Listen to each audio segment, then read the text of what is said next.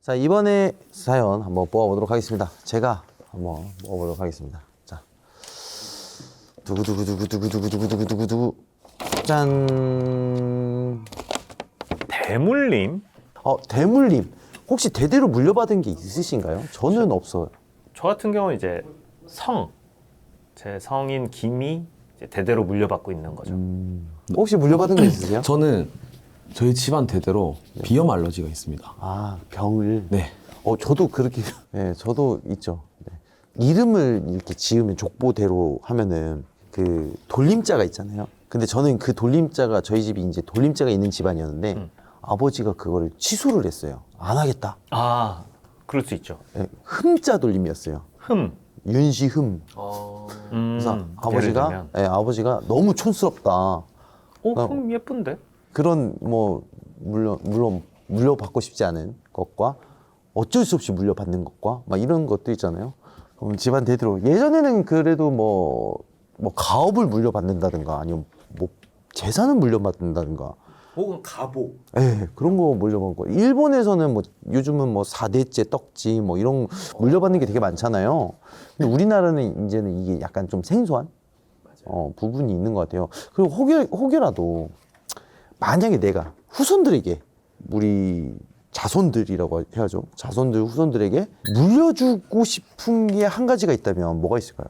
저는 아무래도 이 다음 세대를 살아갈 가치관을 물려주고 싶어요. 아, 그 가훈. 가훈이라면 가훈일 수 있겠네요. 어떤 인생이랑 네. 버티다가 시원이 같은 사람 한 명 만나면 된다. 뭐 그런 가훈을. 그거는 가훈이의 전략인데. 네, 우이한 씨는 저는 풍성한 머리카락을 좀 물려주고 싶어요. 그러니까 제가 너무 본인도 머리숱이 별로 없어요? 지금 모발이 얇아지고 있습니다. 좀 위험한 상태인 것 같습니다. 이거 나 까는 것 같은데. 아닙니다, 형님. 저는 그걸 물려주고 싶어요. 우리 자손들에게 반지. 왜? 이런 제가 애용했던 반지 같은 걸 탁 주면서 고스트 헌터의 반지다. 이 반지 7개를 모으면 네가 왕이 될 것이다. 형님은 그거 입고 오시면 돼요. 그 회색 옷. 회색 간달프. 혹시 반대로 이거는 물려주고 싶지 않다 이런 게 있나요? 병이죠. 어떻게 보면 저희 집도 가족력이 있잖아요. 이제 가족력 같은 거를 그런 걸 물려주고 싶지 않죠. 부모 입장에서 나의 병을 같이 겪는다는 건 좀 고통스러울 것 같아요, 사실. 저도 똑같이 어릴 때 피부가 좀 컴플렉스였어서 제 피부만 좀 안 닮았으면 좋겠다 하는 뭐 그런 게 있습니다. 지금은 피부 되게 좋은데. 좀 많이 좋아졌어요. 군대 가면서 완전히 좀 맞아요. 좋아지는 군대 가면 편인 것 같습니다. 오히려 병이 없어지는데 네, 맞습니다. 대신에 다른 병을 가지고 나왔죠. 저도 그랬어요. 저도. 형님은 뭐 어떤 걸 안 주고 싶은 게 뭐가 있을까요? 가난? 가난. 근데 또 가난 해보는 것도 나쁘진 않아요. 이게 통상적으로 1세가 고생해서 벌면 3세까지 먹고 살 수 있는 부를 축적한다고 하더라도 무조건 3세에서 망한다고 그러더라고요. 거의 확률적으로. 왜냐면 3세는 고생을 한 번도 안 해봤기 때문에. 제 사연을 한번 읽어드리도록 하겠습니다. 윤시 형 구독 부탁해요.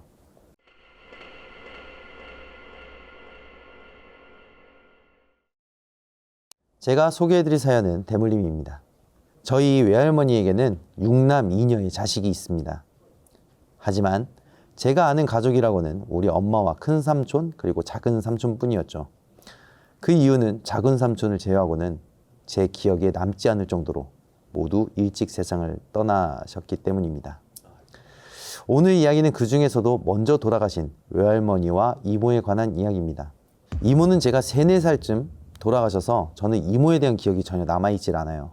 이모에게는 딸이 3명이 있었는데 그 사촌 언니들만 명절 때나 가끔 만나곤 했습니다.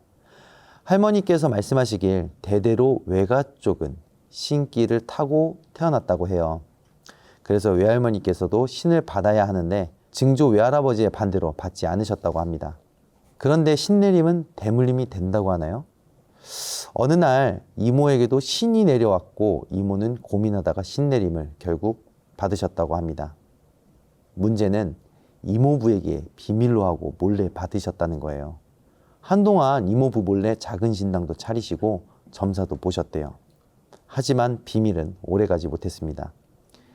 이모는 원래 식당 일을 하셨었는데 영업을 마치면 밤마다 어디론가 사라졌다 나타나는 이모를 보고 이모부가 의심을 하기 시작했대요.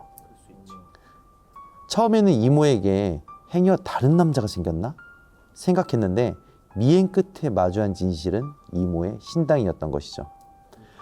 모든 사실을 알게 된 이모부는 그런 이모를 반대하셨고 점사를 더는 못 보게 신당을 어지럽히는 등 가정에 불화가 찾아왔다고 합니다. 신내림을 받고 난 이후의 삶은 그리 행복하진 않았던 것 같아요. 이모부와 사이도 틀어질 대로 틀어졌고 몸과 마음도 많이 지쳐 엄마에게 하소연을 하셨대요. 그렇게 이모는 고민하다 또 고민하다 결국 무당의 삶을 포기하고 새 삶을 살기로 결심하셨습니다. 신당도 정리하고 신을 거부해 내쫓았다고 해요. 이모에게 깃든 신은 이모에게서 빠져나올 때 이모의 입을 빌려 이렇게 말했다고 합니다. 이모의 목소리와는 전혀 다른 목소리로 내가 널 가만둘 것 같아? 절대로 가만 안 둘 거야, 절대로!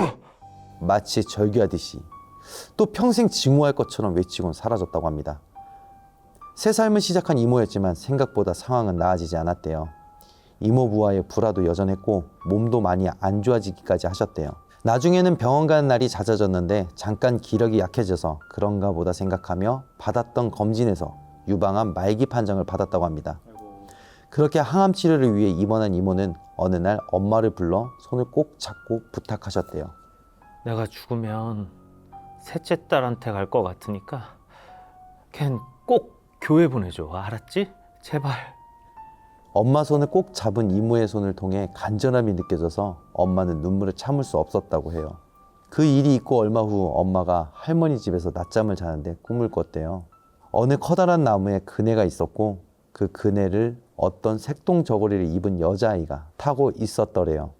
멀어졌다 가까워지는 그 여자아이는 새하얀 얼굴에 복숭아빛 볼을 가진 예쁘장한 아이였다고 합니다. 처음에는 그런 아이가 까르륵 웃으며 그네를 타고 있으니 엄마도 흐뭇하게 바라보고 있었대요. 그런데 그네의 반동이 커지면서 그네가 뒤로 갔다 앞으로 가는 범위가 늘어나는데 정면에 있던 엄마 쪽으로 여자아이가 점점 가까워지는 겁니다. 엄마와 이제 정말 부딪히겠다 하는 그 순간 여자아이가 그네에서 뛰어내려 엄마에게 안기려는데 여자아이가 무섭게 웃고 있었다고 합니다. 해맑게 미소를 지닌 아이가 갑자기 입꼬리가 귀에 걸릴 정도로 크게 찢어지더니 괴상하고 흉측하게 웃으며 엄마에게 달려든 것이죠. 그 얼굴이 점점 엄마의 얼굴로 가까워지며 다가오는 순간 잠에서 깼다고 합니다. 괴상한 그 얼굴이 다가올수록 크게 보이는데 그 모습이 너무 선명하더래요. 잠에서 깬 엄마는 정신을 차리고 보니 상의가 흠뻑 젖을 정도로 식은땀을 흘린 상태였대요. 엄마는 너무 무서워 이 이야기를 할머니에게 들려주었다고 합니다. 할머니는 깜짝 놀라며 듣자마자 팥과 소금을 가져와 엄마에게 던지며 이렇게 말씀하셨대요. 그것이 니한테 가려나 보다. 자식 새끼. 그만큼 데려갔으면 됐지. 에잇! 썩을 년! 천하이 죽일 년! 팥과 소금을 뿌리는 할머니의 몸짓은 한껏 분노에 차 있었대요. 그런데 그 순간 전화 한 통이 걸려왔다고 합니다. 그 전화는 바로 이모가 돌아가셨다는 전화였습니다. 전화를 받고 다들 장례식장에 갔지만 할머니는 엄마에게는 오지 말라고 하셔서 엄마는 이모의 장례식장도 입관식도 보지 못하셨다고 해요. 신기한 이야기가 하나 또 있었는데 이모가 돌아가시던 그날 밤 이모의 딸 3명 그러니까 언니들이 마침 한 집에 모여 있었대요. 그런데 그중 셋째 언니가 이상한 소리를 하더래요. 어디서 방울 소리 안 들려? 다른 두 언니는 믿지 않았지만 가만히 들어보니 진짜 방울 소리가 들리더래요. 시간이 흐를수록 마치 언니들에게 다가오는 것처럼 방울 소리는 점점 커져갔대요. 대문과 마당을 지나 언니들이 있는 방까지 순차적으로 들렸다고 합니다. 마치 방울 소리가 집안을 배회하듯이 말이에요. 셋이 부둥켜 안고 오돌오돌 떠는데 방울 소리는 그런 언니들 주변을 맴돌다 아무 일 없다는 듯 사라졌다고 합니다. 방울 소리가 그치자 엄마와 할머니처럼 이모의 임종 소식을 담은 전화가 걸려왔다고 해요. 이모의 장례식장에서 얘기를 들은 할머니는 이렇게 말씀하셨대요.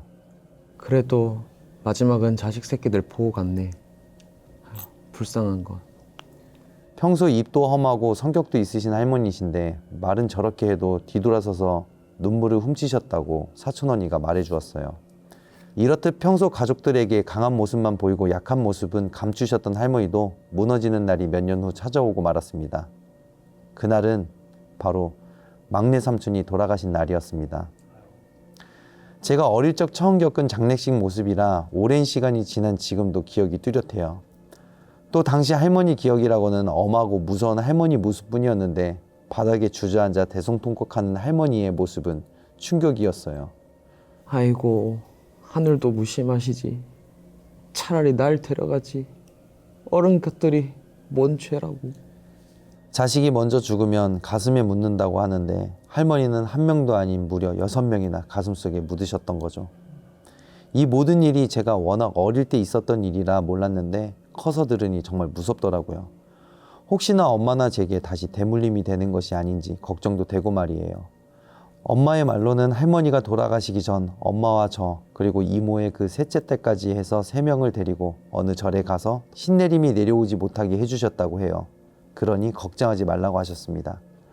그리고 그렇게 그 의식을 치른 지 얼마 지나지 않아 할머니는 조용히 눈을 감으셨어요.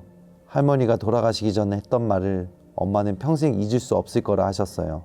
내가 미안하다. 다 내 잘못이다. 다 내 업보야. 내가 죽어서도 자식들이랑 손주들은 지킬 테니 걱정 말아라. 외할머니가 지켜주시고 계시기 때문일까요? 저도 엄마와 사촌 언니들도 지금까지는 별 문제 없이 잘 지내고 있습니다. 정말 이모와 외할머니는 신내림을 거부했기에 이렇게 벌을 받은 것일까요? 만약 저에게 신이 내린다면 저는 어떻게 해야 할까요? 답답하고 궁금한 마음에 이렇게 사연을 시청해 봅니다. 네, 아무튼 이 신내림에 대한 사연에 대해서는 저희가 좀 당직기나 뭐 이런 걸 되게 많이 접했는데 저희 당직기 룰이 신내림에 대한 혹은 신적인 부분은 안 하는 걸로 처음부터 이제 룰로 잡았던 이유가 이건 운명이거든요, 사실. 그 선택을 남에게 맡기는 게 아니라 그 선택은 오로지 본인이 해야 돼요. 왜 어떻게 보면은 이제 신의 대변인이고 그 신과 그 인간의 사이 이제 중간에서 연결을 해주는 거잖아요. 그리고 뭐 이런 뭐 어떻게 보면 그들한테는 특별한 거고 누구한테는 뭐 업보인 거고 하는 거를 누군가가 너 신내림 왔대, 너 신기야 그거 해서 받는 신내림을 고민하는 건 저는 아니라고 생각하거든요. 그래서 이제 당직기 때는 이런 신내림 부분에서는 저희가 전혀 받지 않는다라고 했던 게 이런 지금 말씀하신 것처럼 한 집안의 운명하고 연결돼 있기 때문에 지금 이 사연을 읽어보니까 정말 뭐 저희가 또 정말 받아야 될 사람인데 안 받아도 된다라고 해버리면 또 이 집안 이런 되게 큰 참사가 일어날 수도 있는 거잖아요. 그런 거 보면 진짜 신내림이라는 게 정말 무섭고 대한민국 최고의 악신은 조상이다 라는 것도 어떻게 보면 제가 항상 얘기하는 게 그 부분이거든요. 최고의 악귀는 조상이다. 그것처럼 신내림이 이렇게 많은 사람들을 이렇게 힘들게 하고 죽이는 부분은 예를 들면 이런 것 같아요. 가정폭력의 대부분은 부모에 의해 이루어진다. 이런 것처럼 이것도 역시 그 방금 말씀하신 대로 조상신이라고 다 이렇게만 되는 뭐 사정은 또 들어봐야 알겠습니다만 그런 경우가 있긴 있죠. 오히려 가족 때문에 힘든 삶을 사시는 분들이 있을 수 있는 것처럼 이런 대물림 되는 그것도 신병이라고 하죠. 네. 그것도 참 이제 쉽진 않겠다 이런 생각이 들어요. 그러면 이제 이 사연을 읽어보면 약간 좀 이제 좀 정말로 그 팔남매라고 하면은 6분이 돌아가셨잖아요. 이게 정말 신내림을 거부해서 돌아가신 걸까요? 뭐 이런 비슷한 사연을 들어본 적은 있으세요? 뭐 신내림을 거부했다가 뭐 이런 누가 돌아가셨네라고 하는 사연 없으시죠? 저도 이런 이야기를 듣잖아요. 아까 전에도 저희가 초반에 얘기했던 것처럼 귀신은 친구가 본다. 지금 이런 사연도 뭔가 이 신내림 때문에 누군가 돌아가셨대, 안 받아서 돌아가셨대는 항상 내 주위 사람이더라고요. 또 들어보면. 그래서 그런 얘기 들으면은 무섭긴 하면서도 참 이게 또 믿기 힘든? 그걸 왜 신적으로 맞출까라는 부분? 그렇게밖에 생각할 수밖에 없는 거죠. 왜냐면은 팔남매 중에 6명이 이른 나이에 돌아가시면 이게 뭔가 다른 문제가 있지 않을까? 이게 우연치고는 너무 그 확률이 적지 않나? 뭐 이렇게 생각하실 수 있죠. 근데 여기서 짚고 넘어가야 될 게 사실 이게 그 무속은 두 가지 종류가 있어요. 강신무하고 세습무가 있는데 이런 대대로 물려받는 거는 사실상 세습무입니다. 네, 강신무 같은 경우에는 일단 신병이 와가지고 그 신병으로 인해서 무당이 되는 건데 이게 대대로 발생한다는 거는 이건 또 어떻게 보면 병이거든요. 아, 어떤 유전적으로. 네네네네네. 그래서 제가 이제 많은 분들을 모시고 봤는데 대대로 이렇게 저희 뭐 조상님 대대로 저희 할머니 할아버지 뭐 이렇게 해서 대대로 무당이라고 하신 분들을 대부분 보시면 뿌리는 없습니다. 이게 좀 그러니까 피지컬적인 능력으로만 이렇게 점수를 보려고 하지 뭔가 무속적인 신앙, 무속 신앙에 대한 전통적인 부분에 대한 교육은 안 돼 있는 게 좀 아쉽더라고요. 모든 무당이 그렇다는 건 아닙니다. 대부분. 그래서 그런 부분으로 봤을 때 이 신내림을 굳이 우리 대대로 뭐 할머니가 했던 비법책, 비방책 이렇게 대물림 되는 게 아니라 그냥 이런 신병을 자꾸 대물림하는 건 이거는 잘못된 거 아닌가 라는 생각이에요. 저는.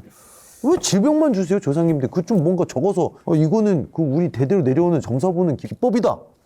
굿할 때는 이렇게 해야 된다. 라고 하는 그런 고서도 없어요.